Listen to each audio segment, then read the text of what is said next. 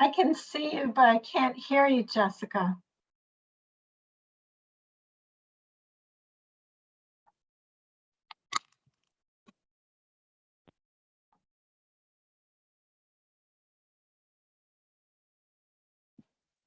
Microphone. There we go. Okay. Oh, I can hear you now.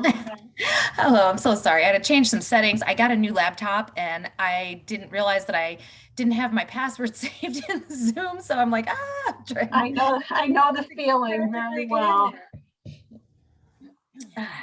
So how are you? How are you today? Well, it's nice to be here, meet you guys. Yeah. Hi, Nina. Hi, Jessica. How are you? I'm okay. I'm out in California still, so I had. Oh, wow. I wasn't sure if you were still doing this because I said I'm planning my day around this. This is 12 o'clock for me.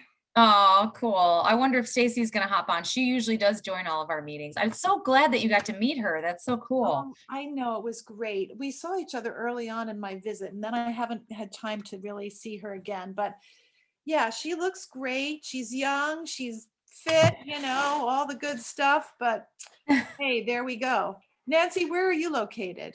I'm outside of Boston, Massachusetts. Oh, okay. I live in New London, New Hampshire. Oh, nice. Yeah, so somebody else on the East Coast. Yeah, I just was diagnosed in September, and I think I watched the recording of your last group Zoom. Yeah. And so I think it was 2 sessions ago because my last one I never put up, but yeah. Oh, but it was just, That's okay. I just appreciate this group so much, Absolutely. Absolutely. We're all trying our best to stay healthy, and everybody has different ideas on things that work and don't work.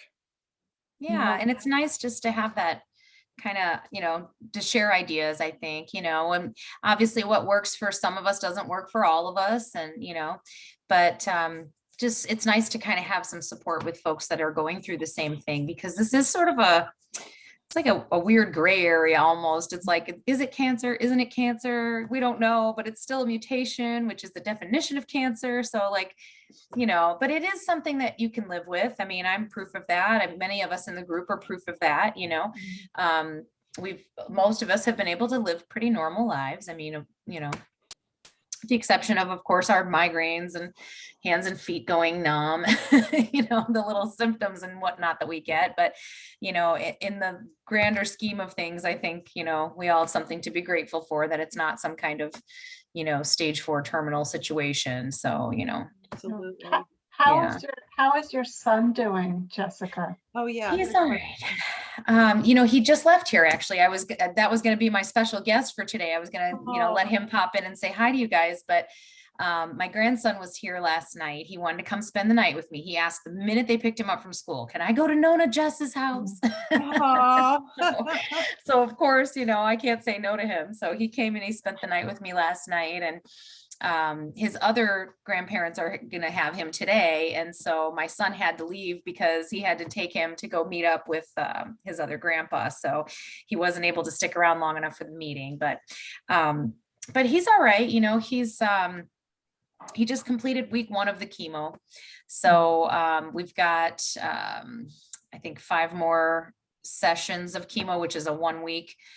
He gets, a week of chemo, 2 weeks off. It's a little scary situation because they did 33 radiation sessions and he started getting some motion back in his arms, which was awesome. He can lift the left one completely over his head. The right one, maybe just like about here, he can't like get that one fully up, and they said it may never come fully back, but you know what, he's gotten this far. I'm hopeful that he'll be able to break through that and, get his motion back. So we've had sort of some ups and downs. We had that good news. And then, they had to do a bunch of scans, prior to the chemo starting, and he has 15 new nodules in his lungs. So there's 8 on the right side and 7 on the left, I believe. But that of course put me in a really odd spot, just a hard place to be in as a mom. But he said that when, this time around, last time he went through this, I was with him by his side through the whole thing. I got to talk to all the doctors. I got to, be involved in the whole process. And this time, he's newly married. So he's like, my wife's got me, Mom, you can stay out of it. So, that part's been difficult because now I don't get to go see what the doctors have to say or hear the feedback or ask questions or, any of that. This is 100% on him, and he's the one guiding himself through this. And that's the one thing about our healthcare system is I feel like if you don't just take the reins for yourself and become your own advocate, you're in a bad spot, Wouldn't you go and I just along hope that too? he's, what's that? Wouldn't you go along too? I'm a mom. I really too. wish I could, but he has He been, doesn't want you to, huh? no, it's been a bit of a sticky situation, to be honest. They put him on steroids when he was going through the radiation process. And I don't know if you've ever been around anybody who's on a super high dose of steroids, but I would rather him do chemo than ever do steroids again. What happened? Yeah. Because it made him incredibly irritable, and like if he got aggravated with something, he like couldn't let it go. He just had to like keep beating a dead horse, and he's still covered in just acne all over him. Oh, no. He is having terrible pain in his knees and ankles. He's having symptoms of anemia. He can't sleep for more than 2 to 3 hours at a time. So, I mean, he has just had he's puffed up and swollen everywhere. And he's a very thin, he's 5'4", 125 pounds normally. So he's smaller than I am. I'm 5'3", but I'm like 145 pounds. So he weighs less than I do. But yeah, he's just been swelled up and covered in all these bumps everywhere. And, he's been miserable. So, the steroids are definitely not one of my favorite things. So I would not ever opt for that again. But anyway, long story short, they basically think that, the course of action doesn't change just because of the nodules in his lungs. So they're still just going to go through the chemo processes. I have all kinds of alternatives that I really wish that he would add to his regimen, and he won't even talk to me about it. He's got his plan. He's going to do what he wants to do. Yeah. And I just have to accept that, so it is what it is. And so I'm just, trying to have faith and, just leave it in the Lord's hands, and, just hope that he gets through, and hopefully, if it gets to a point where he's struggling, at least maybe he'll at that point call and ask for some help, or start to maybe consider taking some of the things I have asked him to take. But at this point, he's an adult, he's now a married man. So I have to like step back and let him do him, which in my opinion is the hardest part about parenting. As a mother, I think letting go is by far the hardest thing. I think, is this Ina? Hang on. I need to unmute you. Oh, hang on. There we go. I can ask to unmute. We can't hear you, whoever just joined us. There we go. Did Hello? I do it? Did I do it? There we go. Yeah. Is Hi, that Ruth? Jessica. It's Joni Oh, it's First Joni. one. Oh, from Texas. yeah. Hi, Joni. Hey. Thanks for joining us. Well, you're welcome. I finally made it. Yeah, I'm glad to have you. Thank you. Thank you. Joni, I'm sorry. I heard the part of that conversation, and my prayers are with Gabe. Oh, thank you so much. Thank you. I definitely appreciate that from all of you. You're welcome. Yeah. Yeah. So anyway, this is Nina and Nancy. Nice to meet them. Nice to meet you too. Yeah. So, Can you hear me? Can you hear me, Jessica? yeah, we can hear you Okay. now. Yep, Okay. you're good. You can hear the country girl. I know. Yes, I can. I love it. I do too. It reminds me of home because most of my family all came from the South. So all my grandparents and, so yeah, my mom's mom was from Laurel, Mississippi. And, my dad's family's all from West Virginia. So, every time I go home, it's a Southern accent. Well, I'm way south Houston, right out of Houston, Texas. So. Oh, nice. So you're closer to the ocean. Well, I am. We love it. We enjoy our rivers and our oceans. Yes. Oh, I bet. Yeah, that's nice. That's a beautiful area. Thank you. So have I missed anything? What is? No, we were just catching up, saying hello. I was giving everybody an update on what's going on with my son. And so, yeah, that's it. We haven't really missed anything yet. I was kind of waiting for a few people to pop on because we have a lot of new folks that have just recently reached out to me and have definitely expressed interest in joining the group. One of the ladies actually has both ET and PV. So she's got both. Yeah. And I guess she's been a part of another group. And so she's been wanting to get in. So hopefully she'll hop in here today. Her name is Cher. And she actually comes from another woman who has ET that contacted me named Yoko. So Yoko and Cher are friends. And so it just so happens that they both happen to have, our lovely extraterrestrial blood disorder. I love calling it ET, like extraterrestrial. Yeah. I was joking with my family earlier. I didn't know you could have both at the same time. I didn't know I that guess either. so. Yeah, well, I know that it can progress, ET can progress into PV or what's the other one? There's a third one. Myelofibrosis, MF. Yeah. So, it can kind of change into any of those. What my hematologist, because a couple times I've had my blood work done, my white cells have been high or my neutrophils have been high, and I've been a little worried about it. And my hematologist said, Jess, all we do know is that your bone marrow is overproducing cells. And so sometimes it's going to overproduce red cells. Sometimes it's going to overproduce a little bit of white. She said, unless it spikes really, really high, I'm not too worried about it. She said, as long as you're keeping those platelets in line, just keep doing what you're doing. And I'm like, okay. Cool. So I'm very lucky to have a good hematologist. Absolutely. Yeah. A lot of us have struggled, and it took me a long time to find her. My first hematologist he was a very old, by the book kind of a guy. And when I would bring him studies about things, he wouldn't even look at them. And he looked at me like I was some kind of kook because I was doing all this research. But I'm thinking, if this was you and your body, wouldn't you be doing the same thing? Like, come on, you have some compassion. I swear, some of these doctors just don't have a good bedside manner. So, yeah, both of them, they're trained the way they're trained. And if they don't see peer-reviewed studies, their brain just can't, they're stuck in a box. They're like, they can't think outside of that box. And it's unfortunate because, when it comes down to your own personal health, or if it's your own mother or someone that you care about, of course, you want to do the protocol, but you also want to think outside the box and do everything in your power, whether it's just diet or, starting a new exercise routine or whatever it is. You want to be proactive because, I think a lot of it has to do with attitude too. I was just talking about this with someone about my son yesterday. And, it's like when I was diagnosed, I read something too that kind of goes right along with this. So I was in one of our ET groups on Facebook.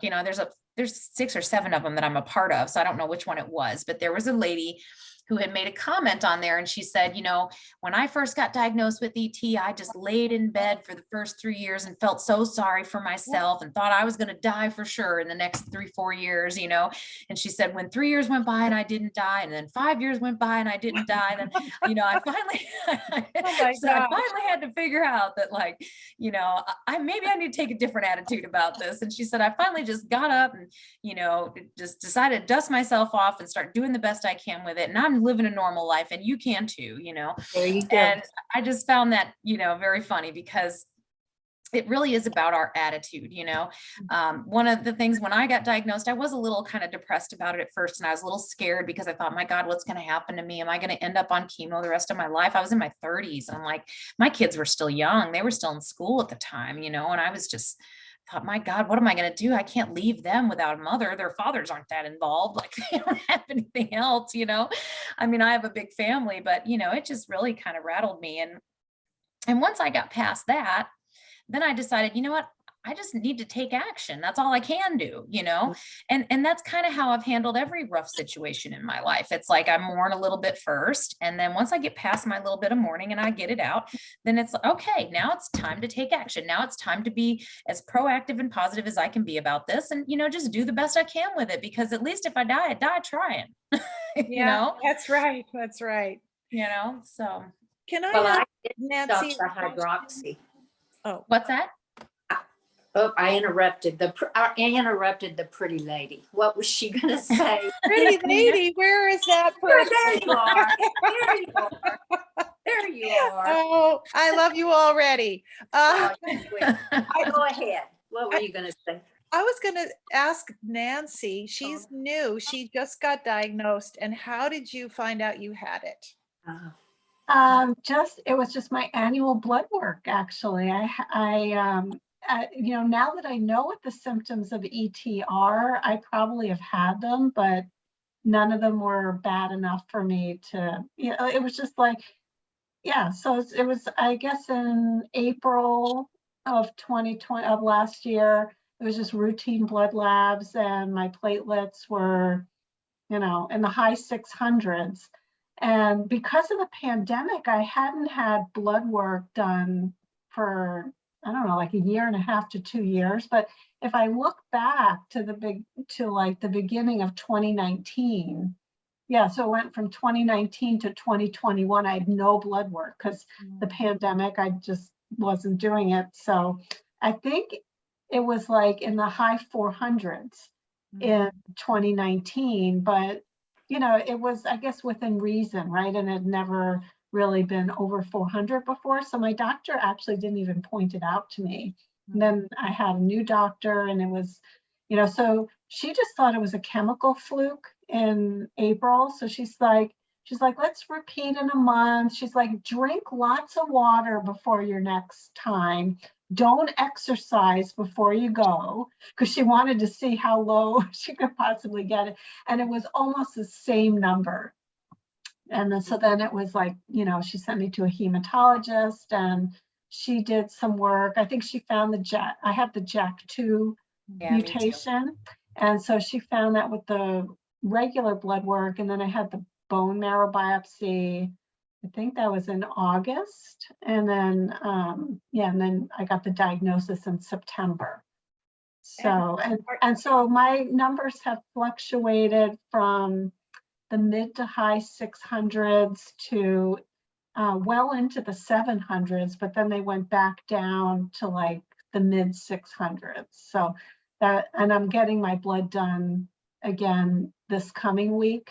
And I think Jessica, I may still be in that mourning period, because either mourning or just lots of anxiety. So, you know, so like with each of these blood tests, you know, I think even before I had this disease, I never was one to like blood tests, you know, like I'd worry a little bit if something was off. So, you know, so I have to, what I've been talking to everybody about is like my goal is just to get to acceptance, really. Like I feel like I won't have peace with this until I just come to a place of, you know, this is just what it is, you know?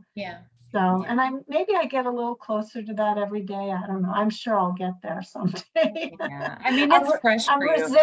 I'm resisting right now. And that just doesn't help anything. I mean, you're talking to someone who's like 11 years into this, you know, I'm like 11, 12 years into this. So, I mean, obviously I'm pretty comfortable with it by now, because I've had it for a long time and I've learned to live with it, and I'm just fine. In my opinion, I'm just fine. I mean, hopefully I don't end up with some kind of thrombotic event, you know, knock on wood, but you know, most of us can, like I said earlier, you know, we can live a pretty normal life. I mean, of course I want to know what caused this. Of course I want to know, like, you know, what's the root of this? Can I fix the root of this so that I can make it just go away? You know, that's always in the back of my mind. That's always something that I'm like sort of hoping to find when I'm doing my little bits of research. You know, I mean, I think we all are. It'd be nice if there was some type of answer to at least say, yeah, this is what caused it. You know, this is why you have this. You know, I read something the other day that said, I think it's Guillain-Barré syndrome can cause it. And I was like, oh, I didn't even know that. I mean, I don't think I've ever had that, but who knows, you know? So they just told me when I was diagnosed Actually, the same thing happened for me. My blood work was 400s a couple of times, and my doctor didn't really think much of it. And that went on for a few years before they finally were like, okay, you're having these migraines pretty often. And I was actually having daily headaches. And then, every once in a while they'd go really bad and turn into migraines, but I was having them every single day. And I was taking ibuprofen every single day for like 2 full years before they finally figured out what was going on with me. So, because I wasn't thinking I had anything major. I was in my early 30s at the time. I was, just worried about raising kids and, going to work. I wasn't worried about my health. I was worried about making sure my kids were up to date on all their stuff, and it was all about them. So, but yeah, I think over time, obviously you get kind of used to it, and you're like, okay, as long as I do this and as long as I stay hydrated, that's my number one thing I always tell people. It's just the hydration is so important, because that's the first thing that will cause you to have a blood clot, and that's our biggest fear, is having a blood clot.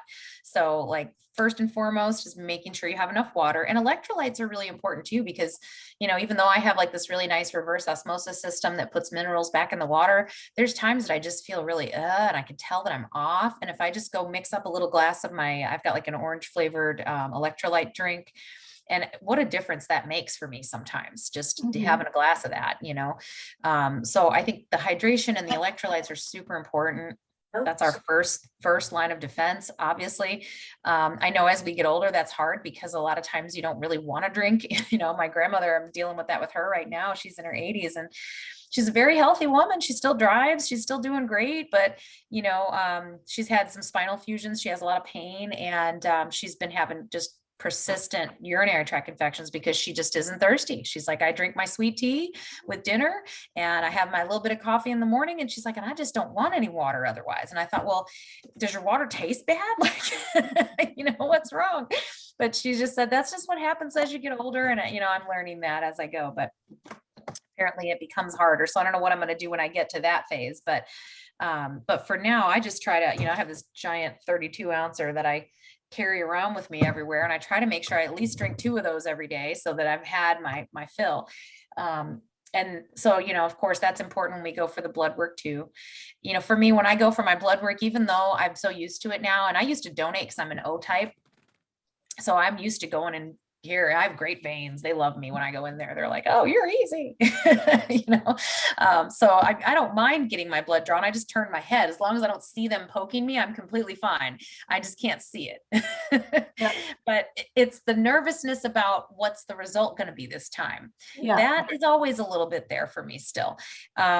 Because I'm always afraid, like, oh my gosh, what am I going to do if I do spike back up in the 7s or 8s, and I just recently went up into the 6s again, but, the doctor that took it wasn't my hematologist. It was my OB-GYN. And I'm, to be honest, quite frustrated with her at this point in my life, because I've been telling her about my hormonal migraines for about 3 years, and she's just keeps sending me for swab and a urine and blood work, and swab and a urine and blood work. And I do it every couple of weeks, and she has not come up with any kind of solution. I just keep going and getting poked at. And I blew her off for about 6 months. She finally got a hold of me, and I went in, and I was so frustrated because I was there, and I was like, I really didn't even want to deal with this woman. I wanted to find a new doctor. And I got in there, and my blood pressure was through the roof, and it was because I was aggravated. I didn't want to be there, and I was nervous about the whole outcome of the blood work. And I think that plays a role too, because when I'm stressed out, my blood work's always higher than when I'm in a better place, and that, emotionally, physically, all that. When you're feeling like you're in a good place, for some reason, my platelets seem to be a lot better on my blood work than on the days where I'm like, oh, I'm having a migraine and I just got my period and I'm like frustrated, those days, my numbers usually are a tad bit higher, so, that all does play a role in it, but, until we can find the root cause of what it is and really eradicate that, we're just going to have to keep trying to manage it the best that we can. And, for me, anti-inflammatories seem to be very good at managing it, as far as the numbers go and as far as how I feel and my symptoms, but I can't take ibuprofen every day. You can't be taking, so, and I think that's what the turmeric helps a lot for me with is, it works as an anti-inflammatory, and it does help with joint health and stuff too, which I have a lot of like stiff, achy muscles and soreness. And I have a hard time with workout routines. You know, I can do them for a little bit, but then I get so sore and I have to rest, I feel like, longer than I should. You know, most people can work out a day, rest a day, and go right back to it. And I'm not that sore day one. Day two is when I'm like, oh God, you know, that's the day that's harder for me to move. So I've tried to stick to milder exercises and just sort of, you know, do what my body feels comfortable with and not push myself too much, you know. And I've had to learn that in all aspects of my life because, you know, being that I was a single mom, I was always pushing myself to just work as much as I could because it was all about making money. And now I have an empty house and I'm like, man, I wish I could have slowed down.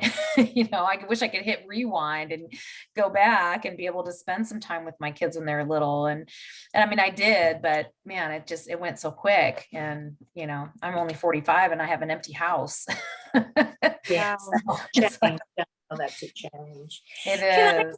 Jessica, does anyone know once you stop hydroxy? Because I was on it for 8 months and I Okay. finally stopped it because I felt horrible. And I made that decision. I think I had even messaged you about doing that.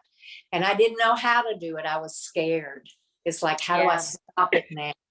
But I just said one day, I can't live this way. It was just my bones. I was just miserable. So I stopped it. I've been off of it about close to 3 months. My platelets have gone back up. They had gone down to the 598, I think, if I remember correctly. And they're up. I just had blood work. They're up to they went up to 769. But I read somewhere that once you stop, that your platelets might have to fluctuate a while to get back where they need to be. Does anyone know if that is correct or not? I mean, I'm not a doctor, but I have read that. That it takes, I mean, you know, my son, when he was on the chemo, I mean, this is a chemo pill, so it's a little bit different, but, you know, the chemo that he was on, it took 2 full years for his blood work to come back to where he had somewhat level neutrophils and white blood cell. I mean, all of his blood counts for 2 full years. I mean, Right. we're just completely off. And of course, right as they got back to normal, here we are, he's going through it again. But, Sure. you know, so it does take your body, I know firsthand from that situation, that it definitely does take your body some time to readjust. So, I mean, it could definitely be part of that process. I know one of the things that my hematologists, both of them, the first one and the one I have now, have said to me is, you know, as long as you can keep your platelets pretty much out of the 800s, you know, if you can stay below 9 or hopefully below the 800s, but you know, if you can keep them out of those 800s, you're usually all right. Right. You know, they're Right. not too worried about pushing you on the hydria until you go over that mark. And the other thing is do you have the JAK2 and are you over 65? So those are like the big, you know, the big factors. And so That's what I have the, yeah, course, I know. that's I'm not over 65, but I've got that JAK2. And so that puts me in a higher risk category. And I get that. But Well, I you know, was, not to interrupt you, but no I worries. went and had a micronutrient test. And I had sent that to you too. After I stopped, I was sent to this gentleman. He suggested a micronutrient test. And my test showed that my D3, I was totally depleted in it. Oh, And wow. I have gone to him and he pulled up on the internet. There's a couple websites. And like he said, Joni, they squash so much of the information on this ET. He said, it's hard to find a lot of information. Yeah. But he put me on, it says D3 deficiency can cause the JAK2 to activate the JAK2. And his way of thinking, he's into all this blood. He's not a hematologist. He's more into DNA, cells. He wants to find the reason why this happened, not to just treat, but where it's coming from. And in his mind, he felt like, and this is what he said, and this is what we're trying to do for me. He has got me on a high dose of vitamin D3, 10,000 a day. He's put me on some B complex. Yeah. and just some minerals, vitamins and minerals. I'm not on, and I am on a baby aspirin, of course, for the, Yeah, me too. and I just had my blood work redone. It's only been a month though that I'm on this regime or Right. regimen. Yeah. So yes, my platelets have increased, but I don't feel like they've just spiked up. No, So that's I not a don't- huge jump.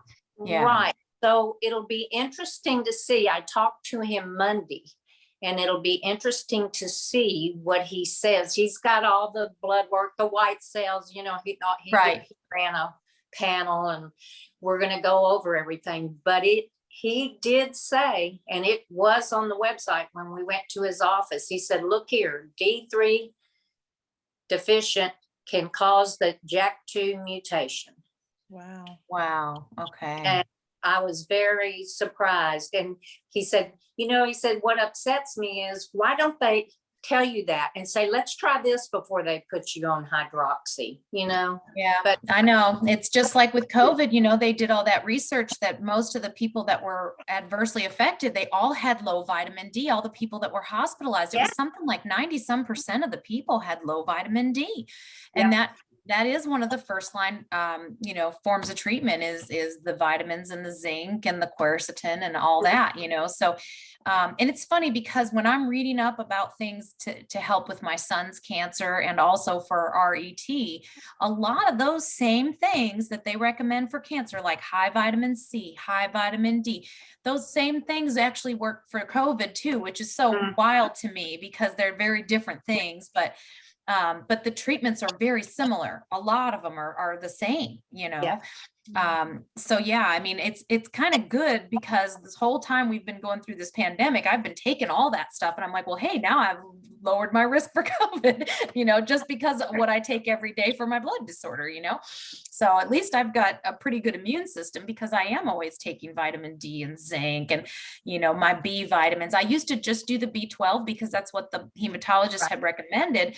But then I learned that if you take one type of B vitamin and you don't take the rest, you can deplete yourself of certain ones. So you have to do a B complex. Yep. So I started just doing my multivitamin, which has the B complex and the minerals and all that stuff. And then I just add extra vitamin D and zinc to it. Right. So, right.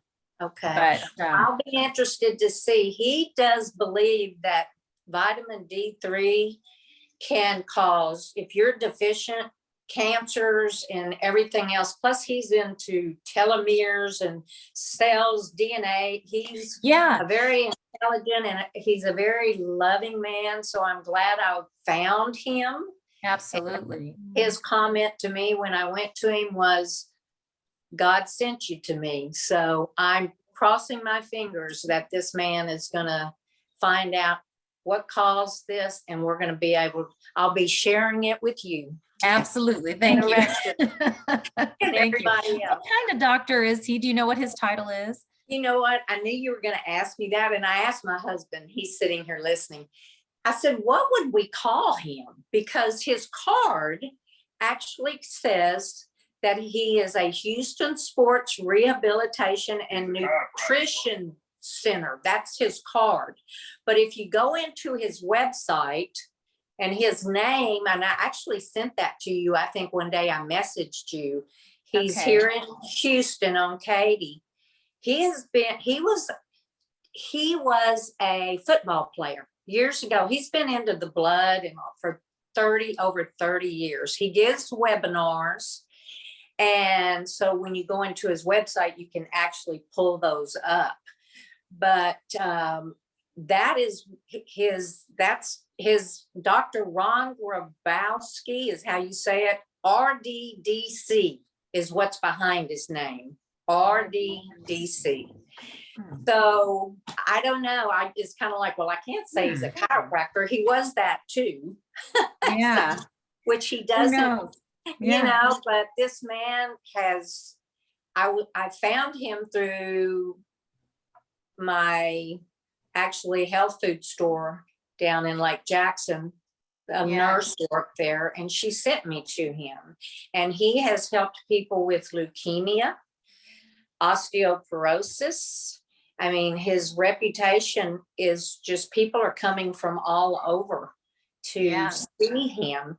He doesn't push his supplements. He has compounded supplements for other laboratories, and he doesn't push a lot of that on you. You know, it's like, this is what I think you need. I mean, three things. If you have something, he might say, well, you just continue with that.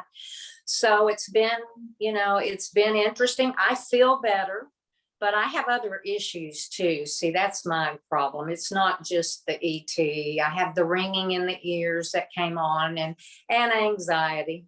So I'm Yeah. kind of dealing with, which can raise your platelets too. Oh, yeah. Yeah. Yeah. I never knew I had anxiety until I started going through some of this stuff with my son. And I got to a point where I was just like pacing my house and my heart was just beating. And I was like, what is wrong with me? And I finally had to stop drinking so much coffee. I decided that I switched to green tea for a while, and that's helped a lot, but it still happens.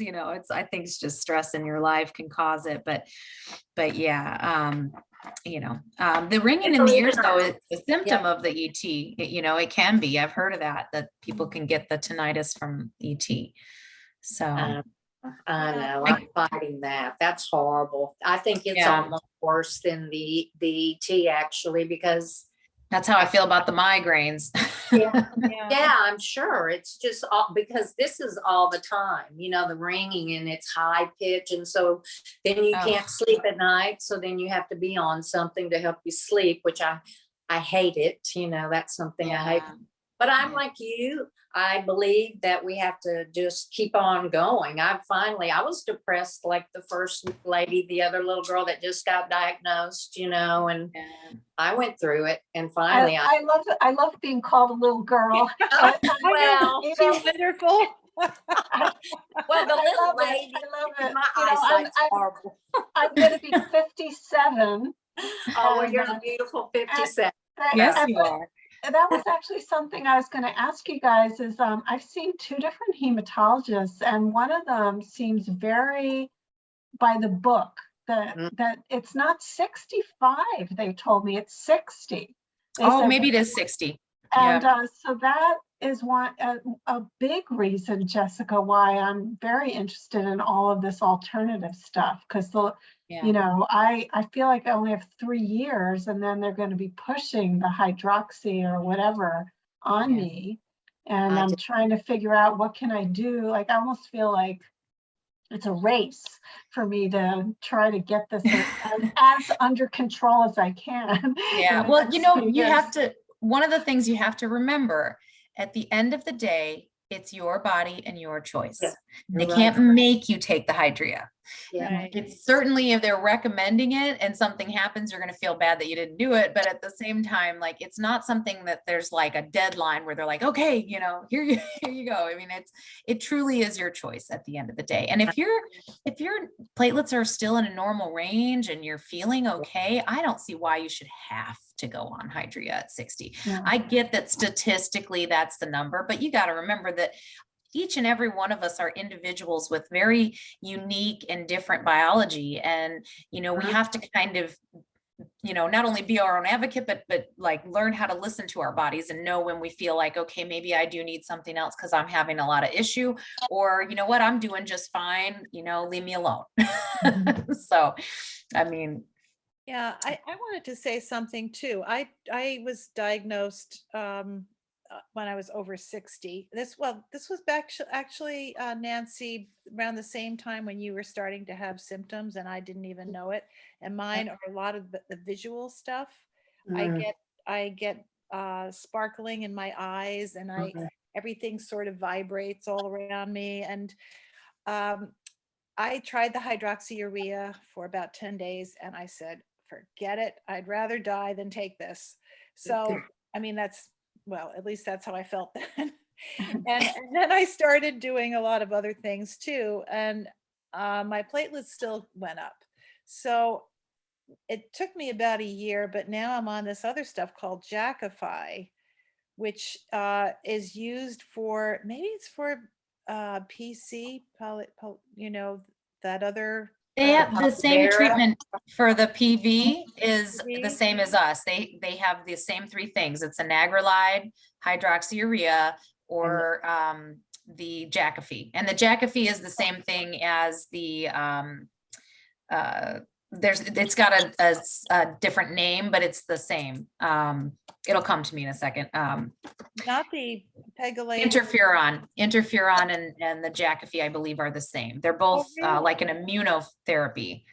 Yeah, well, that was, I can tolerate that so much better. And Is that a peel? Is that a capsule? it's a pill. It It's a is, pill. yeah. Yeah. So I'm just starting this now and seeing how I do with it. That doesn't mean to say that I'm not going to do the other things that Jessica, you've been talking about all along. Yeah. But I've also seen a DO, doctor of osteopathy, and he had me tested for all kinds of stuff. So it seems like I have Lyme and I have SIBO, which is a small intestinal bacterial overgrowth. So right now I'm in California with my husband, but I'm going back to New Hampshire and I'm going to start this whole diet thing and see if that works. But one other thing, when you're talking about how this might start, I have my kids were quick to tell me that I snored, and I finally got checked and I have sleep apnea. I have a very narrow throat, and I've been dealing with that for a couple of years. And I just talked to somebody from the Sleep Institute, and they said that if you are not properly fitted or you're not sleeping that well at night, if you're not getting enough oxygen to your blood, that could also lead to blood disorders. Yeah. There was a gentleman from our group. He hasn't joined us yet, but he had messaged me on Facebook. He's in Canada. And he swears that after he got a CPAP machine, his platelets lowered, and he's been doing a lot better ever since. You know, I talk in my sleep. I don't know if I snore so much. My fiance swears I don't really snore, and he says that I don't clench, but I have to have a mouth guard because I've ground my molars down from just clenching in my sleep or grinding. So, I mean, who knows, you know, maybe we all have a little bit of an issue with that too, but I do know that he had said the exact same thing. He said that it was causing his platelet numbers to go up because he was losing oxygen at night. And I've still not figured out exactly how that whole thing works, but it definitely seems like it could play a role, you know, in it. So yeah. Something to look into. And, you know, whenever I tried to talk to my doctor about it, I mentioned it and she was like, oh, you're not overweight. What are you worried about? And I was like, well, I don't know if it necessarily, you know, like not everybody that has an issue with that is overweight, you know, I mean, so yeah, I don't know. So Nina, with what you're taking, your chemotherapy, does that make you immunocompromised? Is that something that, like, you know, you're in that category now, like a cancer patient? That's a good question, Nancy. And I think I haven't really sat down and really looked at that because I was going on this trip and I said, I'm going to try this out. I just took it. I'm really not happy, Jessica, that it's that interferon, because every time I looked at any of those options, I said, forget it, forget it, forget it. But Well, it's not bothering me in the way that the other one did, the hydroxy. Yeah, no, you know, to be honest with you, I've talked to 3 or 4 patients now that have tried the Jacophy and have really liked it and said that it's way better than doing the anagrelide or the Hydrea.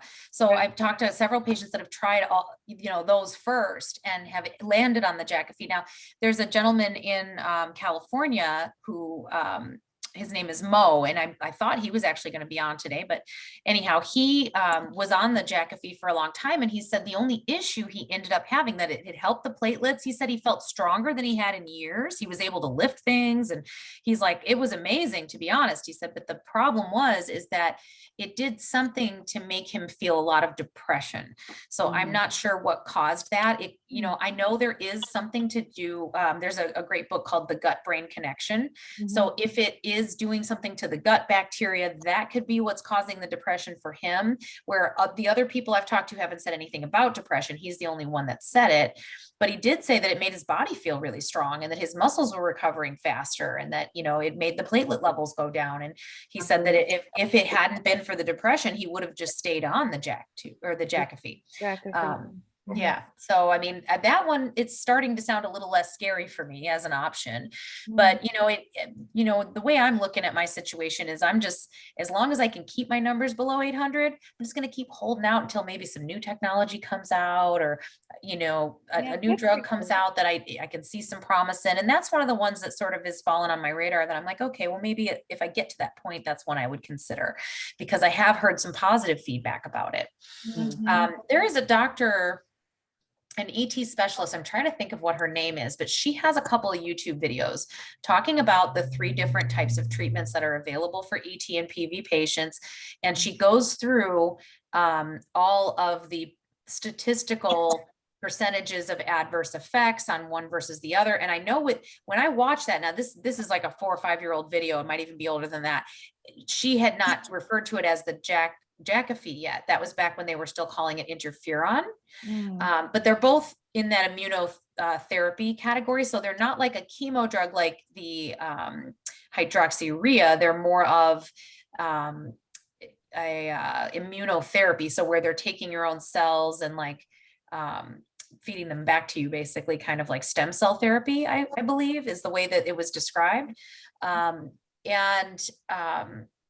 When they were talking about it as interferon, it had a very high rate of adverse effects. But now that we're into this Jakafi, I'm not hearing that same type of feedback. So I actually need to do some research and see if I can find an updated video that explains the difference between those two, because I have heard the doctors refer to them as the same thing because they're in the same category, but I don't know that they're the exact same treatment. You know what I'm saying? It's the same technology. It's just done differently, I believe, with the Jakafi. Right. Nancy, how high are your platelets? Mine? Yes. Did you say Nina or Nancy? I Nina? thought I said Nancy. Did I get it right? Mine have ranged since I've been diagnosed from like the mid 600s to the high 700s, but then they went back to the mid 600s. Okay. And my last blood work actually showed a low red blood cell count, so that had me concerned. Okay. So I don't know what that means. Curious. Is anybody's in the 700s, or am I the highest of us 3 on the? Well, I've had it in the 700s. Okay. Once, Yeah, I was in the 9s for the first few years of my diagnosis. Okay. I just, for the last 2 years, I was in the 600s and I was pretty happy with that. And then I had fallen into the 500s and I was so excited. I was like, yeah, I'm in the 5s. And then all this stuff went on with my son and I'm back in the 6s. My most recent one was 631. Okay. So yeah.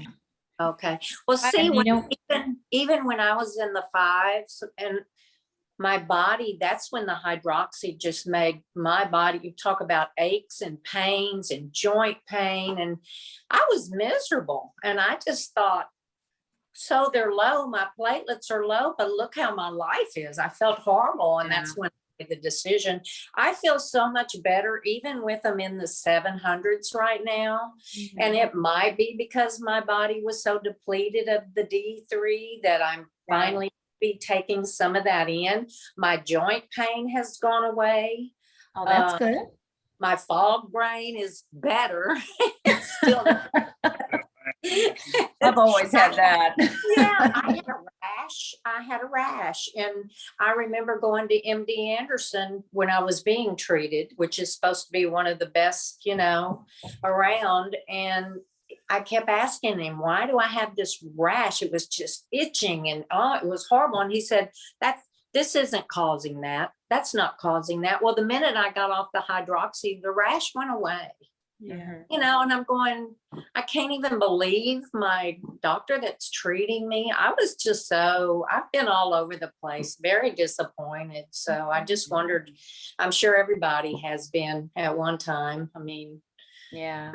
And who's the blonde-headed lady? Nina. If I remember, and I don't want to talk too much, but I watched videos of all of y'all back, I think it was in 18 you published them, Jessica. And Yeah. I thought she had gotten some medical marijuana to try. Did I not? Oh, Yeah, yeah, I saw that one too, and that was did. one of my questions. And you know what? I'm not against doing it. What happened was I could not tolerate the tincture that I got because of the carrier oil. It was Oh, NCT okay. oil in it. So I Okay. stopped because it just made me go to the bathroom all the time. I couldn't tolerate it. I'm gonna look at that with an alcohol tincture after I finish this special diet and stuff.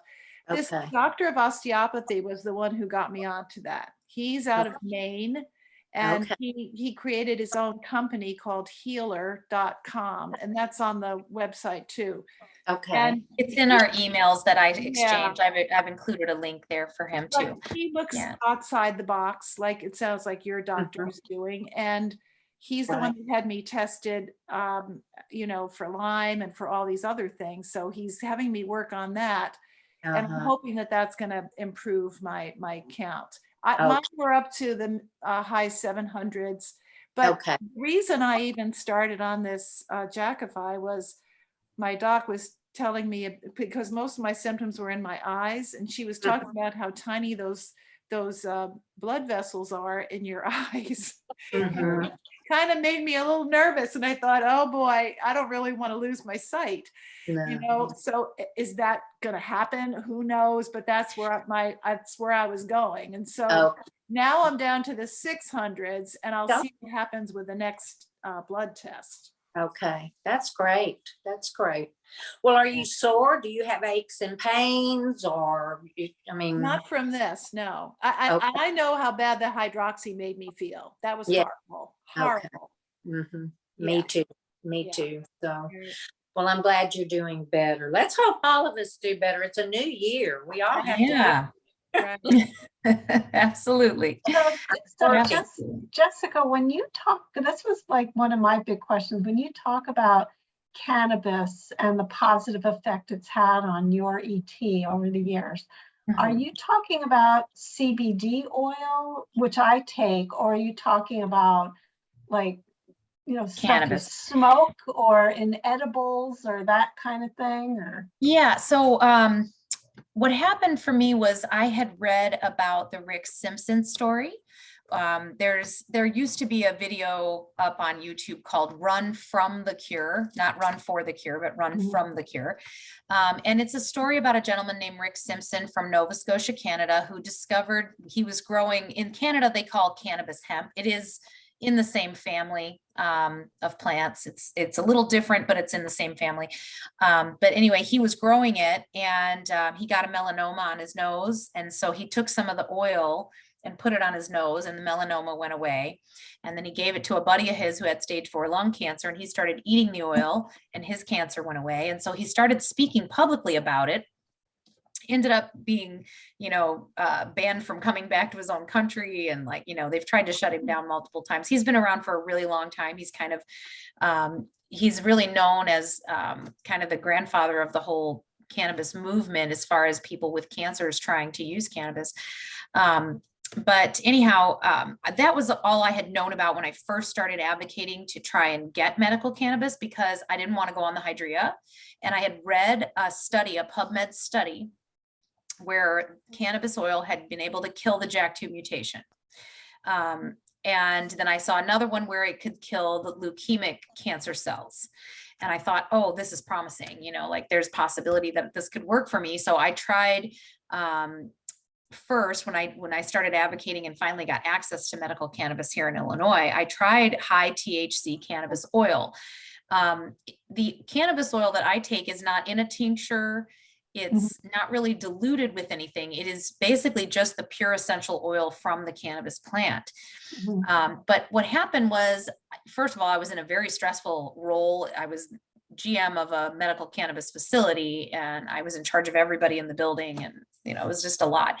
And we're one of the most heavily monitored, Illinois is one of the most heavily monitored medical cannabis states. We can't have open product in the building. We have cameras on us at all times. You know, it was a very intense situation. So needless to say, I took the high THC cannabis oil. The first 2 years that I was on it, my platelets did lower, but only by about 100 points. And it wasn't until later that I discovered one of the other patients I was dealing with actually was on a high CBD regimen, and she had tumors in her brain.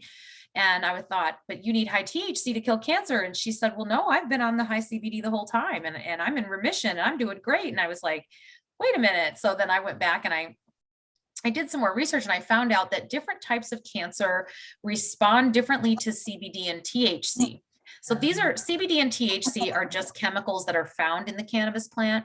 And really, when it comes to cannabis and hemp, right, it's kind of like there's poppies that we grow in our garden that look pretty out front that don't produce any kind of, you know, opioids, right? They're just a poppy.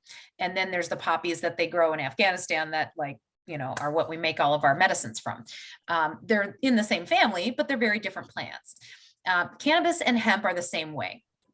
They're very similar, but they are different. Hemp grows very, very tall. It doesn't produce much bud material, and it doesn't produce much oil on the plant. It does have a little bit. You need about 8 plants to get the same amount of CBD from hemp as you would from one plant of cannabis.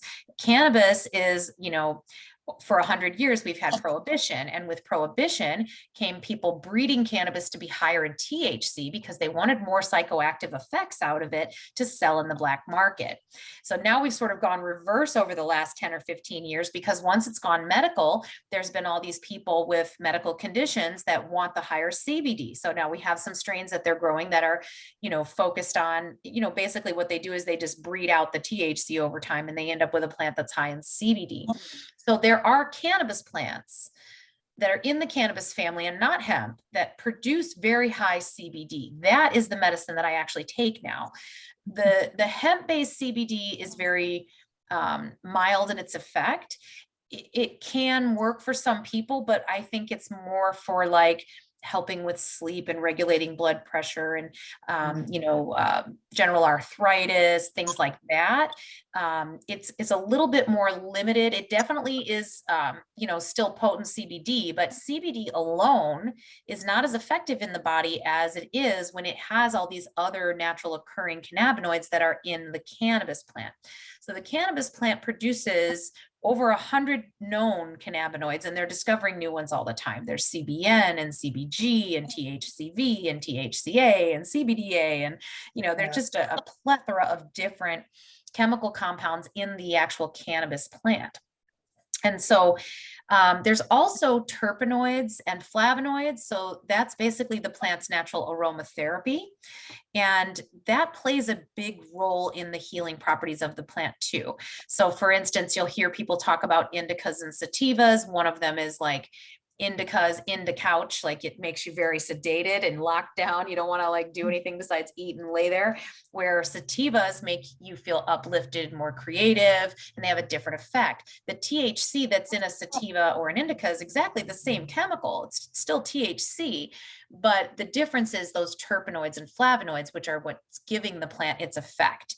So that being said, in a hemp plant, you don't have a lot of terpenoids and flavonoids. You don't have a lot of oils. So you can, again, you can get a minimal benefit, but for something like our condition, I would say that you definitely need more of a full spectrum cannabis oil. And like I said, I use one that is a high CBD strain of cannabis oil. So it has a lower THC content. It's not going to be super psychoactive like the other strains of cannabis.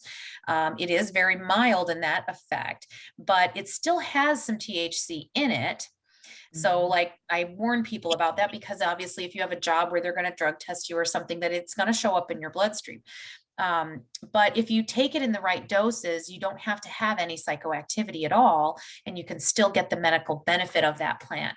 And so that's what I have found over time has really made the biggest, that and turmeric have made the biggest drops in my platelet counts personally. When I started taking the high CBD cannabis oil, I dropped down into the 600, or I'm sorry, into the 700s from the 9s. And it took me 2 years to get there because I was taking high THC and I was just, oh, I'm in the 8s, I'm okay. And my doctor kept saying, as long as you don't go over 900, you know, and my hematologist now says, as long as you don't go over 800. So she sort of shifted it. But I didn't go down into the 6s until I added turmeric to that. So I think for me, it's the combination of the high doses of turmeric, because I was taking turmeric prior, but I was only taking 1 pill a day. And then Stacy actually is another one of our members of our group. You haven't met her yet, but she's in some of the videos. She sent me a PubMed study on curcumin, which is what's in turmeric, killing the JAK2 mutation. And so I'm like, oh, well, heck, let me just take some more of that. It's also anti-inflammatory. That'll maybe stop me from some of all this, you know, headache medication that I've been on. And so I started doing 2 in the morning and 2 at night. And immediately my platelets went from 700s down into 600s. So that did make a very big difference. And then the other thing I had done when my platelets had gone down into the 500s, and I have stopped doing, actually, I need to go back and get more of it, is I had started taking this black cumin seed oil, but it was in just a capsule form. And I was doing that once a day. 1 pill a day was all you needed.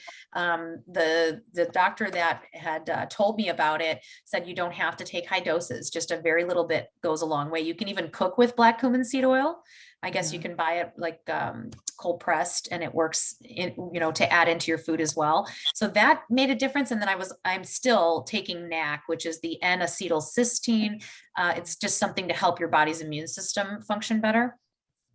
And on a cellular level, it helps your body it's a precursor for glutathione. And glutathione is like this new miracle antioxidant that everybody wants, you know. I had actually tried to buy a glutathione supplement that was called Brocomax. And I started taking it so that I could get my body's glutathione up, but it made me so uncomfortably bloated and gassy because it's broccoli. So, you know, it wasn't a fun experience. And so I now take NAC instead of the Brocomax. But I do that twice a day. I do the NAC. So, you know, I think between that and then the vitamins, you know, that's basically just to keep my immune system strong. But the supplements that I think have made the biggest difference have been the high CBD cannabis oil, the turmeric, and the black cumin seed. I think those are really my main 3, I would say, that have made a significant difference. That's really helpful. So like when Nina said in that prior meeting that you had gotten approval for the medical cannabis, is that something that I would need to do here in Massachusetts, or is this, or is what you're taking, Jessica, something I can just buy online somewhere? No. So the way the federal government determines the difference between hemp and cannabis, even though, like I'm saying, they are different plants, their definition is anything that is below 0.03% THC is considered hemp. So even a cannabis plant that is bred to have high CBD, if it has a low enough THC, it can actually be considered hemp. So there are some companies out there that do exactly that. The only one I can list off the top of my head is the one in Colorado. I will send it to you in an email. It is the Receptra Naturals. And actually Clark takes that one. He says it helps a lot with his anxiety and just keeping his blood pressure in check, and, you know, with sleep and things like that. So that one is just a high CBD full spectrum extract, and it's not an MCT oil. It's in, I think it's either glycerin or coconut oil base for that one. Yeah, so it's a little easier on your stomach. The MCT will definitely loosen your digestive situation. So. It doesn't affect everyone that way though. And Nancy, if you it does it to me, I don't know. It might not be, but I was going to say, I still have quite a bit of it, Nancy, if you want to try it. Oh, thank you. I guess I'm just confused because in Massachusetts, they legalized marijuana. So we have these, you know, these stores. I mean, I'm not a marijuana user, so I've never been in one, but they have, you know, stores in Massachusetts, just like in other states like Colorado and California, where you can go in and you can legally buy marijuana and edibles and all that. And so like, that's why I'm just confused about have, like what Nina had to do, having to get approval for the medical marijuana. But I guess if you want the right grade of it, is that? Yeah, so Yeah. CBD is legal to sell in not all 50 states, but almost all 50 states, which is the hemp-based version or the cannabis that's under 0.03%. So Yeah. that's legal to sell in just, you'll see like little CBD vape stores, or you'll see, you know, that, and that again is usually more hemp. You can buy that pretty much anywhere. But if you want to get the cannabis that is, you know, still going to have, and to be honest with you, you probably want a little more than 0.03% THC in order for your body to absorb all that CBD. So if you want the medical cannabis grade, you have to go to a dispensary. Now, Okay. some states have medical cannabis and some states have recreational cannabis, and some Yeah. states have both. Medical cannabis, you have to have an approved medical condition in order to qualify to go into the dispensary and make a purchase. So a lot of times what you have to do is you have to have a doctor that certifies that, yes, you have a condition, or that, or in some states, they have to recommend that you use medical cannabis. In Illinois, it's just, they have to certify that you have a condition that's on the Illinois list of qualifying conditions. It's different for every state because each state has their own laws and rules around it. But for most states, you basically just have to get a doctor to approve you to get the medical cannabis, which is usually a couple $100 to pay the doctor to get that done. And then once you've got the medical cannabis card or the approval, you can then go into a medical dispensary and buy that medical grade cannabis. And usually through the medical side of things, it is much, much cheaper than going on the recreational side. Now, the recreational cannabis, most states you have to be 21 or older, just like a bar. And you can go in there and buy whatever you want. But it is much more expensive, and they don't always have the higher medical grade type stuff. They have a lot more of the smokable and the edibles. You certainly can use edibles to get the same kind of doses of cannabis that I take. I just prefer not to have all of the sugar and the fillers and the extras. I like to just go with the straight cannabis oil. The only other version that I do besides the one that I take, I can go grab it and show it to you here in a minute. It's like a syringe without a needle on the end. And it's a very sticky, gooey paste of oil. And I just squeeze a little bit out on my finger, put it in my mouth. It's a very pungent, not fun flavor. A lot of times I'll just sip some coffee with it in the morning to wash it down, or at night I'll eat a little bit of peanut butter or some dark chocolate with it to kind of wash it down, because it is a very unappealing flavor. The other way that I will do it, like because I can grow my own cannabis here in Illinois too. And so what I do is when I trim all my leaves, I save all of that and I wash it in an alcohol solution. And then I have a machine that kind of boils that down to where it's just the essential oil of the cannabis. And I take that and I'll mix it into coconut oil. Or I prefer the coconut oil because it hardens, but you can do it into olive oil or, you know, anything else. I basically just mix that in. They sell it sometimes at the dispensaries in just, you know, coconut oil that's infused. And that's nice for me because then I could just take a spoonful and it's not such a terrible flavor. I can just sort of, you know, get it down, or I can cook something with it. As long as I'm not cooking it on high heat, you're still able to get the full benefit out of it. You just don't want to cook it higher than like 350 degrees.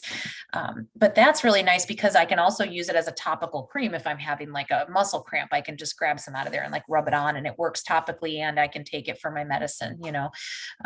So I personally like to either just do like a coconut oil extract or just the straight cannabis oil, because just the straight cannabis oil, I can put it into peanut butter or I can put it into whatever I want. Same thing with the coconut oil. It's a little more versatile. But you know, I have a couple of high CBD strains that I grow. And so when I do that, I'm still getting that high CBD content. So Yes, Wow, it's a lot to learn. there is. I mean, the cannabis thing is a rabbit hole. There's so much information. You know, I have seminars that I was teaching to help medical professionals get their continuing education credits. And I was teaching doctors and nurses and all different kinds of people about how cannabis works in the body. And I've done you know, I have already done a ton of research for our situation, you know, but then there's so many patients that I dealt with when I was managing a dispensary that I've just learned a lot about it along the way. And so if you have questions, just don't hesitate to reach out. I'm happy to help any of you guys when you're trying to figure out what you want to try as far as cannabis goes. I can definitely help you with that. And, for someone like you, Nancy, who's never tried cannabis before, you definitely want to start very low on the THC, because you don't want to get, a psychoactive effect, especially, because your body's first introduction to it is going to be the most profound feeling you're going to get from it. After that, you're going to get used to it. You'll grow tolerance over time. It won't be a big deal. But some folks, if they try something from a dispensary and it's really high in THC and they aren't instructed on how to properly dose it, they'll take too much, and then they feel like, oh, I'm not in control of this. It doesn't feel good. I feel nauseous, or whatever it is. And then they're afraid to go back and try it again. And so I'm really cautious about guiding people through that process, so that they start very low and then sort of work their way up, as they need to. There are some educational videos on the healer.com Yeah.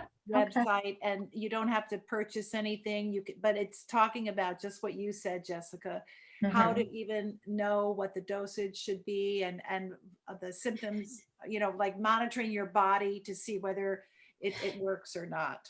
Yeah. And because the form of ingestion that I'm recommending for our type of situation is ingestible, that one's a really hard one to figure out.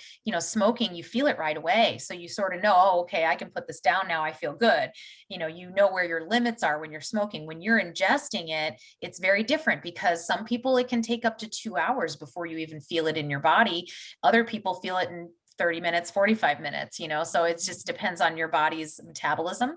And, everybody has a different tolerance. It's funny. I remember this one guy who's like this great big, like 350-pound, like bodybuilder guy. And he's like, oh, give me that. I can handle it, and he grabs an edible out of my one lady friend's hand, and he eats like 15 milligrams. And I'm like, okay, he's like, oh, I smoke once in a while. And I'm like, that's different than ingestibles, and here my girlfriend who had the stuff, she's like barely 100 pounds, and she can eat 45, 50 milligrams and be completely fine, because she has a tolerance and she's been doing it a really long time. And when he got a hold of it, he was on the couch for hours. And he was like, oh my God, I'm so messed up, because it's not about size. It's about your body's metabolism, and it's about your biology. And so, everyone reacts a little differently. And that's why I say I'm so cautious with people. We start with very low doses and we work you up.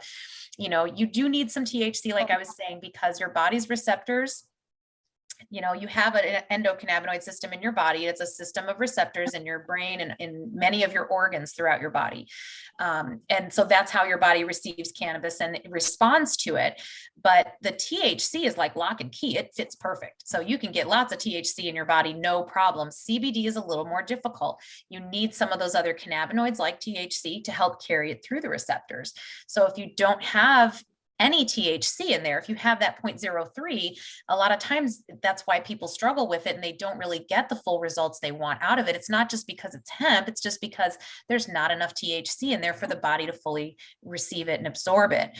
Once you have just enough, you get that full absorption, you start feeling better, and you start noticing differences, but it takes a little getting used to. And it also, for CBD, you need it to build up in your system over time. It's not like topically, yeah, you can use it as needed, but for the most part, it's not an as needed thing. You sort of need to build it up in your system over time.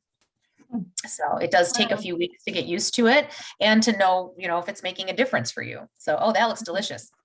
I'm sorry, I have to eat in front of you. It's okay. It's okay. Supposed to go to a meeting. I was going to tell everybody that. It's okay. No worries. We got to get it in where we can, right? It looks like you're eating healthy, so that's good. Right, yeah. Spring roll. Yeah, I love spring rolls. Those are my favorite. Jessica, are you on a baby aspirin? I do. I do take baby aspirin, but I take it every other day. I kind of cheat. Okay. If it works for you that way, that's fine, Yeah, So, I just, I've read the long-term studies on aspirin kind of scare me too, because if we're taking it all the time for many, many years, you could end up with something from that, so and you can do white willow bark. That's what aspirin is made from. You can really? take that. Yeah, white willow bark can be a good replacement for the baby aspirin. I haven't tried it yet because I know that it can upset your stomach. So you have to take it with food, kind of like ibuprofen. Yeah. And so that's the only reason I haven't done it. So I just do my baby aspirin every other day. And if I'm having a rough day like I have, I can feel when I'm having a bad ET day. You know, Sure. I can feel the pressure in my head. I can start to feel that vibration in your eyes, like you were talking about, Nina. I get those sparkles. I get the blurry C-shaped thing that when I close my eyes, it doesn't go away. It's just still sparkling, whatever that is. Body tingle? Do you get tingling in your A body? little bit sometimes. My legs go numb pretty easy when I'm sitting. I have to get up and move around a lot. My hands too. It's only these two fingers and that part of my hand. That's what goes numb. I don't know why. The rest of my hand doesn't, but it happens on both hands. And Okay. one of the things actually for that problem, that circulation issue that I just recently started doing, and this was more, I started doing this just for my own sanity because of my situation with my son, is I started doing Qigong in the morning. And there's a Qigong routine. I'll email it to you guys when our call is over with. When I follow up, I'll send it in the email. But there's a Qigong routine I found on YouTube, and the guy, it's like a half-hour long, and it's a blood cleanse. Yeah. And when you start doing that, where you're patting your hands and patting your feet, it's like the blood rushes to them and you feel good. I mean, I was really amazed at how good I felt after doing that. And there's a bone marrow cleanse one that I had done that's shorter that I like a lot too. But I didn't know this. They consider all Qigong bone marrow cleansing. Okay, I didn't know that. So yeah, so I started doing that. I haven't been good about doing it every day, but I'm trying to, get time in. If I don't get it in the morning, sometimes I'll do it at night, but it really does seem to help because it gets that blood flowing to your hands and It feet. does. I Yeah. saw that video.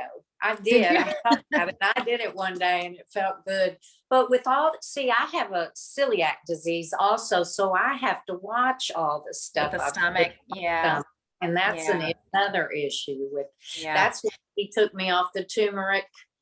He took me off the turmeric for now. Doesn't mean he might not put me back on it. Yeah. But I wanted to mention too about the turmeric. I had bought an off-brand turmeric one day because I was out of mine. And so I just ran to the local health food store and just grabbed some off the shelf. And it gave me really bad heartburn. And I had forgotten about it. And when my son, with his situation, I had given him some stuff and he told me a few weeks in, he goes, "Mom, I can't take that turmeric. It's giving me heartburn." I'm like, "Oh my gosh, that's why I stopped taking it. I'm sorry." So the one that I take is from Nature's Sunshine, and that one does not give me the heartburn. Okay. So it does have the black pepper or the whatever they call that. There's a different term for it, but it's got both curcumin and turmeric rhizome. So it's got a good dose of both. And it's made by Nature's Sunshine Herbs out of Utah. Okay. Again, I'll send that in our link.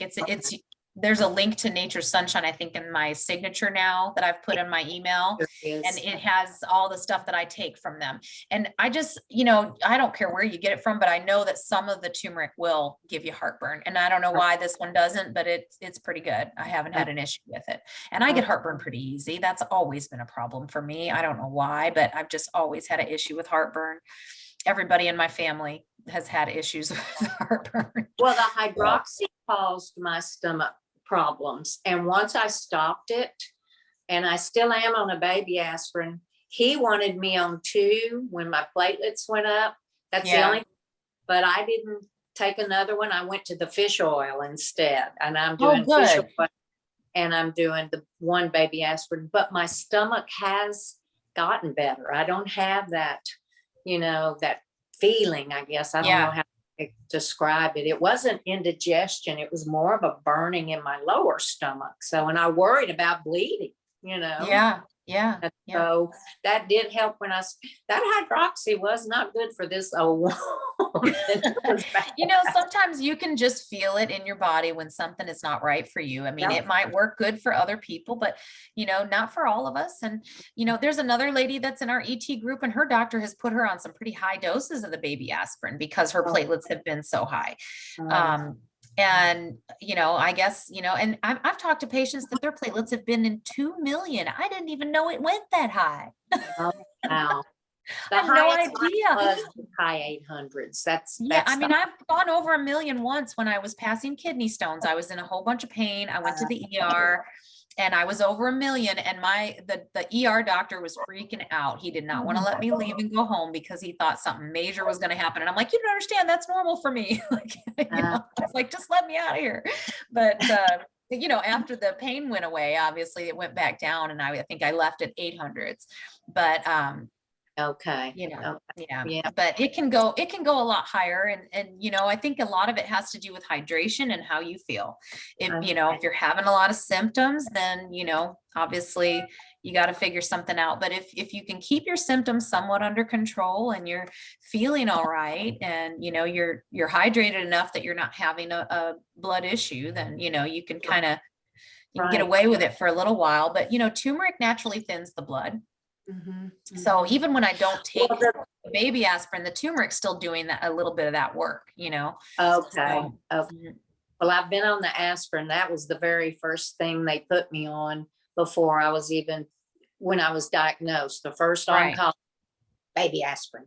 Baby aspirin and B12 were the two things I was told when I first got diagnosed. Exactly. Yeah. But my B12, everything was good, so I don't know. It'll be interesting to see. I know everybody is different also. So, at this D3, wouldn't it just be wonderful if it was just my D3 that caused this? But he is watching the D3 because he did say high doses of that. Of course, I was totally depleted. My cell just totally depleted, that it can cause, didn't he say kidney stones? Yep. So he made the comment, and I think that's why he didn't want to wait too long to test my blood again to see if I'm even taking in the D3, because who would have, why was I depleted even? That doesn't even make sense. I was out boating, and we're sun people, and but maybe the celiac disease maybe affected it. So see, everybody has different things going on. That's just kind of crazy. Well, and I know I was watching something recently. I'll see if I can't find it, but I was watching something about, how the one doctor was saying that if there's one thing that's the most essential thing, of all the vitamins and everywhere, it's vitamin D, because of how it works on the cellular level.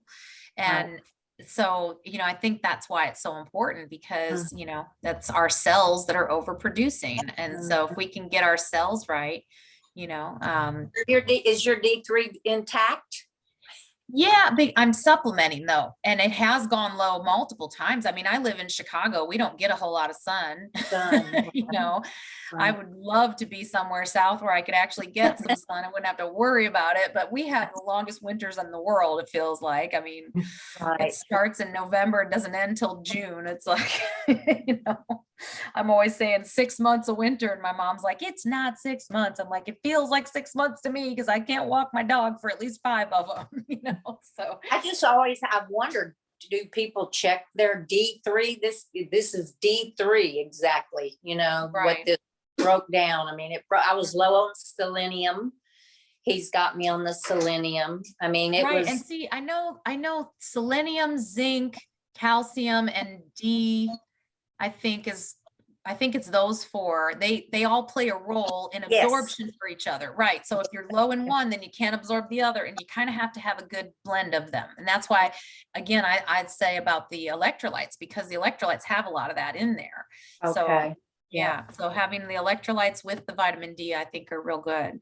And amino acids, I'm on a drink, a powder for a list of the amino acids. That's awesome. Supposed to help my skin, but I don't know. Yeah, it helps your muscle recovery too. And that the NAC that I take is an amino acid, but there's another supplement I take. See, I take a few supplements for these headaches, these migraines I get are hormonally.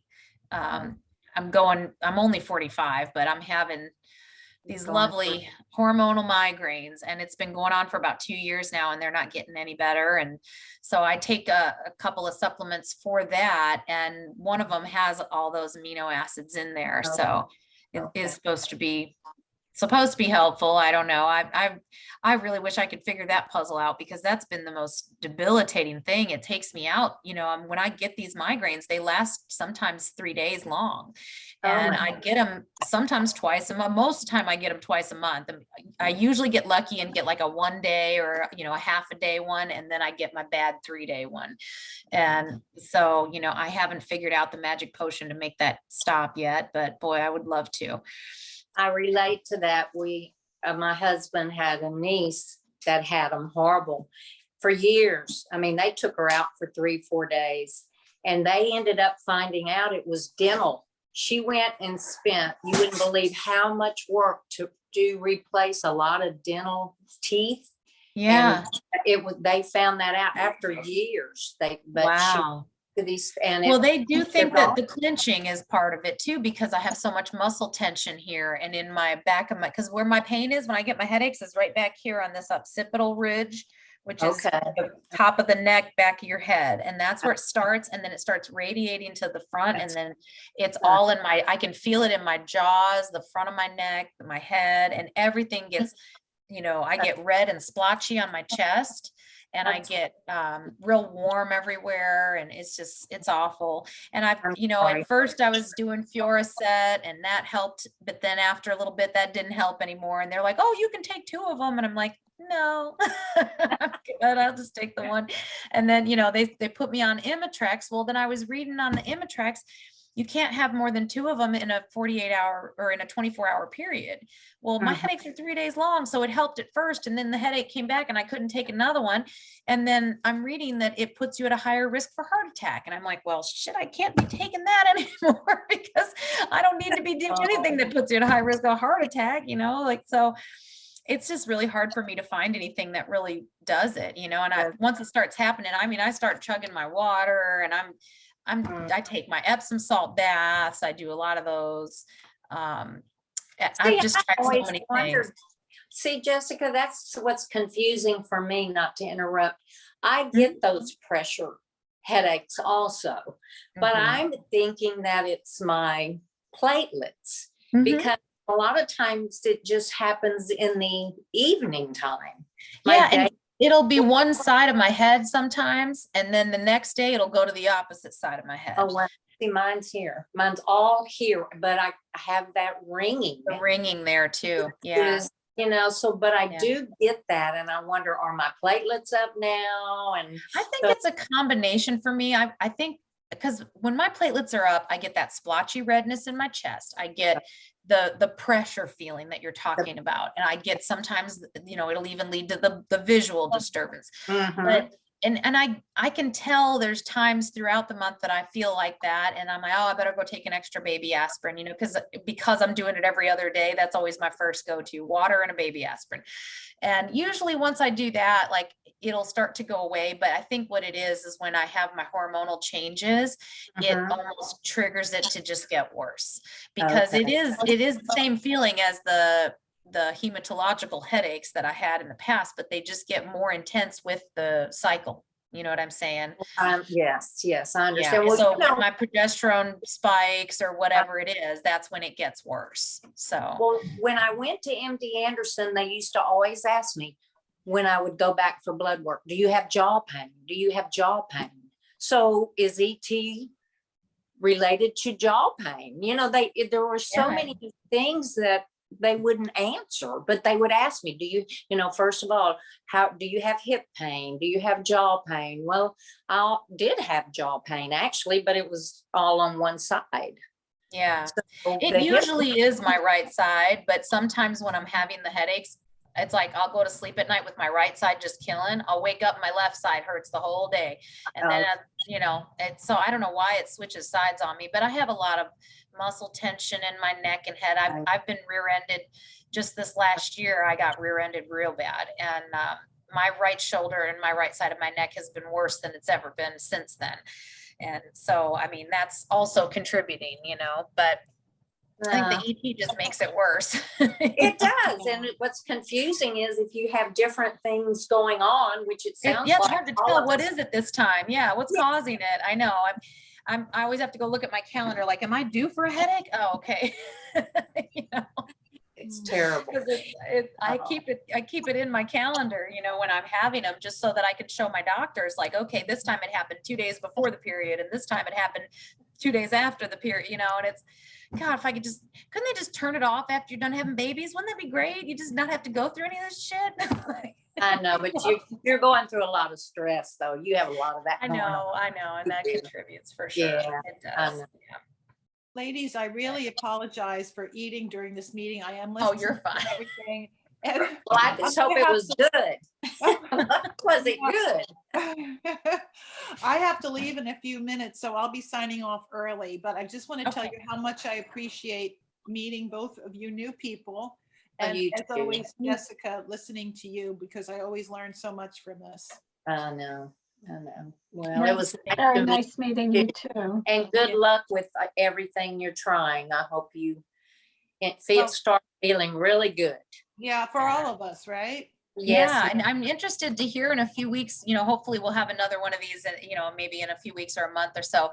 I'm interested to see how you're doing on the Jacophy still, and, you know, Yeah. what your numbers are and stuff, because Yes. that'll help all of us, I think. You know, I mean, every one of us is afraid to go on these things. And so I when one of us know. does, it's kind of nice to be able to hear your feedback on what you're going through with it, because I know it's different for everyone, but it still gives us a ballpark idea of what to expect. So I resisted know. for a year. You know, I tried all this other stuff. And then I finally said, okay, when she told me about my eyes, I thought, nah, okay, I'll try this. And so, So far, the one gentleman from California that I was telling you guys about, Mo, he Mhm. actually, he lost vision for a while because of his ET. Now, it was a temporary thing. He does have his vision back now, but he had gotten to a point where his platelets went so high that he literally lost his vision. He said he couldn't see anything.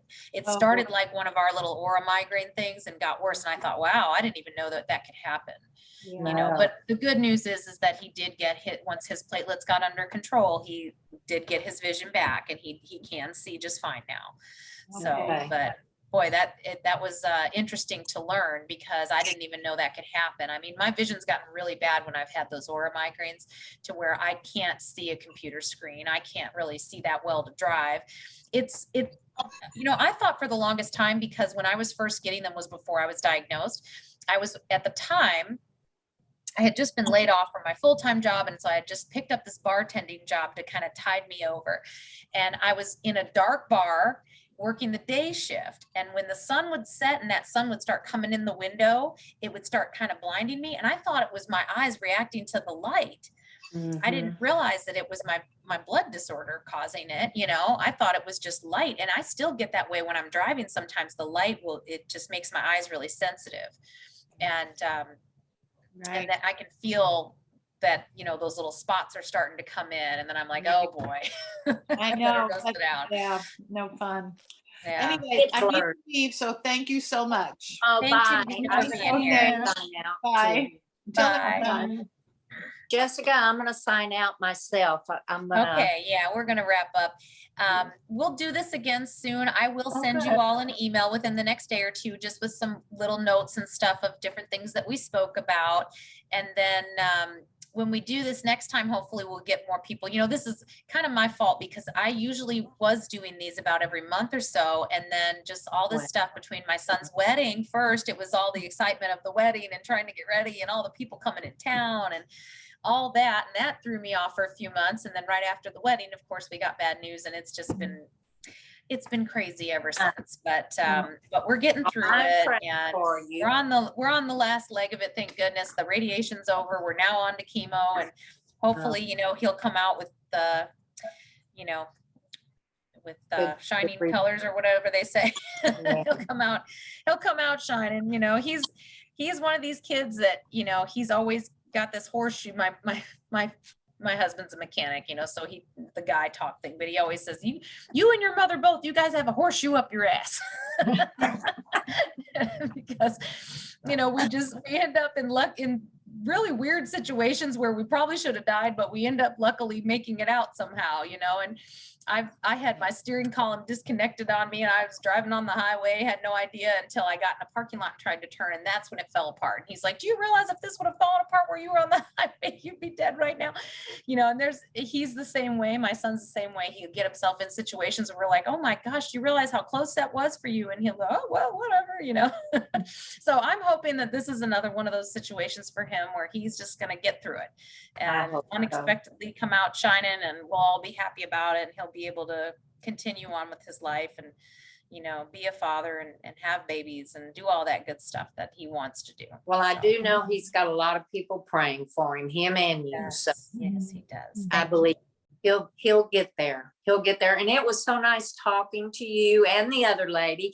I was hoping for something new, though. I was hoping all these people maybe had gone out and found some new magic pill we could all take. Yeah, we all want a magic pill. I know. You know, I think it, for all of us, it's just going to be a matter of, you know, trying a few things and seeing if it makes a difference. And, you know, I mean, we all have different biology. We all have different imbalances. Some of us are depleted in some things and not in others. And, you know, so I think part of it is getting your attitude. So I think number one is getting your attitude straight, realizing like, you know what, I can handle this. If I've gotten through the rest of my life, I can get through this, you know? So it's just having that faith that you can do it, taking your life into your hands and saying, you know what, I'm going to make a difference. I'm going to do the best I can. And like I said, if it doesn't work, I'm going to die trying. So, you know, having that attitude of like, I'm not just going to lay down and let this take me. I'm going to be proactive and do what I can. And then secondly, you know, staying hydrated, making sure all your vitamins and minerals are up. That vitamin D is so important. So are the B vitamins for our situation. You know, just making sure that you're nourished. And, you know, one of the things I've been trying to do with my life recently is try to eat more fruits and vegetables. I was doing this, like, try to stay away from sugar thing for the longest time because I know that sugar feeds cancer cells. And I was like, oh, I need to be keto. I need to be keto. And I tried and I failed so many times trying to do it because I like my dark chocolate and ice cream. And, you know. Well, dark chocolate is good for you. It is. Yeah, it is. But, you know, I just, and my coffee in the morning, and, you know, I don't want to be doing all the sugar-free chemicals and stuff, but I still like to have a little sweetness in there. And so, you know, anyway, I've learned to compromise with myself. And instead of worrying so much about how many milligrams of sugar I'm uptaking, I'm just like, you know what, if I'm having a sugar craving, I'm going to go eat a kiwi, or I'm going to go have a mango, or I'm going to go have some fruit, because that's the kind of sugar that your body needs and you can have. And it has a lot of vitamin C and potassium. So I'm better off doing that than, you know, sneaking and eating some sweets or trying not to have any sweets, because that just makes me want more. Well, that makes you want more, and that makes you more anxious. I've tried to watch what I eat, and I'm pretty good, but I still eat some red meat. I'll have a good steak every now and then. Once in a while, absolutely. You know, I eat my salmon. I did filter some of that in. I used to not eat any, but I love salmon. Yeah, do you? Well, it has to be done right, but yes, I love it. Yeah. Yeah. But when I went, just to talk about that, and then I am going to let you go. When I went to MD Anderson, I wanted a nutritionist or a dietitian. I wanted to talk about diet, somebody to help me. Mm-hmm. Do you know what he told me? They called me one day and they said, "You're making too big a deal out of your diet." And I thought, and then I started reading, you know, you talking about, you know, your website and all that, people talking, diet is important with. It is. I truly believe it is. I mean, you know, they say you are what you eat. And unfortunately, in our American diet, we have a lot of really bad stuff that we allow in our food that a lot of these other countries do not allow in their food, like the food dyes that we give to all of our children. And, you know, just all the mono and whatever diglycerides and all that stuff. I mean, a lot of that stuff is really, really bad for us. And, you know, so just being cautious of that. I mean, I get it. I mean, I'm a busy person. Life gets in the way. Sometimes I just have to, you know, it gets late at night and I haven't cooked anything, and I'm damn sure not washing those dishes and having to cook something at 8 o'clock at night, you know? So there's times that I'm like, we're doing drive-through. And, you know, we've got here in Chicago, we've got Portillo's, which is like, you know, Italian beefs and hot dogs and hamburgers, but luckily they do have a portobello mushroom sandwich. Yes. So I can at least get that, you know, and feel like I did something half decent while I'm eating my Just fast read, not to interrupt you on that, but I just read, I have a book, it's called Life Extensions. It's all about vitamins and all these new minerals. Actually, it's this right here, Life Extensions. Turn And back your biological clock. Okay. they have a big article on the mushrooms. Oh, And yeah. I'm Yeah. taking a few different mushrooms. Sometime when we have more time, Uh-huh. I have it here, but we don't have enough time because my naturopath sent me a 6-page letter when I first got diagnosed with all of his recommendations, dietary changes, supplements. So much of it aligns with what you're doing, Jessica, but Oh, really cool. but mushrooms play a big role. He wants me eating lots and lots of mushrooms, mushroom extract. I take 2 different Yeah. mushroom extracts a day, and I also eat regular mushrooms. You know, I'll mix, you know, saute them in with my eggs in the morning and that kind Yeah. of thing. But okay. yeah, mushrooms are really important, I think. They are. They're adaptogenic, so they teach your body how to adapt. And so it makes taking mushrooms is supposedly supposed to help your system. It's like doing exercise, you know, but it's for your immune system. And so, yeah, there's a mushroom scientist that is like my hero. His name is Paul Stamets, and he's got some very. I have his brand of Do the you? Okay. turkey tail or something Yes. like So that. the turkey tail is one of the things I was trying to give my son because that's known to kill head and neck tumors. Mhm. And so I've been begging him to take the turkey tail, and I have it. So, but yeah, I take a mushroom blend powder and I put it in my coffee in the morning. And it's got 10 different mushrooms. It's made by 4 sigmatic mushrooms, but Paul Stamets is really good too. I really like his My Host Community. He's got a 7 mushroom blend that I do sometimes with that too. It's just expensive. But I mean, you know, I finally stopped being cheap about my health. And I realized I got to spend a couple $100 a month on supplements. I got to spend a couple $100 a month on my cannabis. And, you know, I buy a lot of organic food, and I make sure that when I'm buying my beef, it's grass-fed beef. And, you know, I try to stay away from a lot of the processed stuff. And certainly I can't be perfect about it, but I do the best I can. And, you know, like I said, I'm trying to do more fruits and vegetables. I'm trying to do the Qigong. That's my new thing, is the Qigong, because I'm not good about sticking to an exercise routine. And this is mild enough that I feel like I'm at least getting my blood going, and I'm getting that circulation back in my hands and feet, like what's so important for us.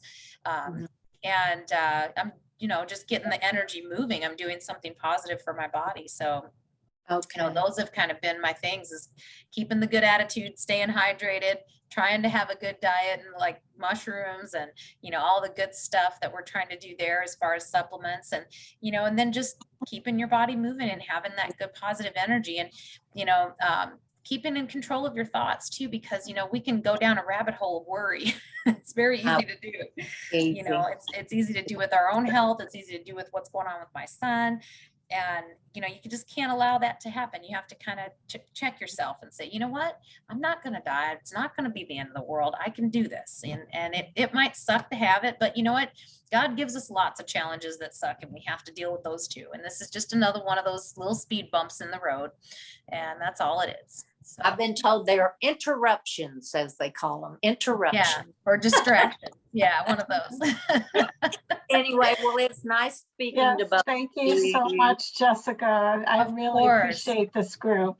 Of course. Yeah. enjoyed I'm it really too. glad you ladies were able to make it today. We will do this again soon. Okay. I And look as forward always, to it. any questions about anything, you know, even if you just want to recap about some of the previous meetings, feel free to reach out to me anytime. Okay. That's Okay. wonderful. Thank you so Thanks. much. Thanks, Yeah. ladies. Take care. Bye-bye. Bye-bye. Bye.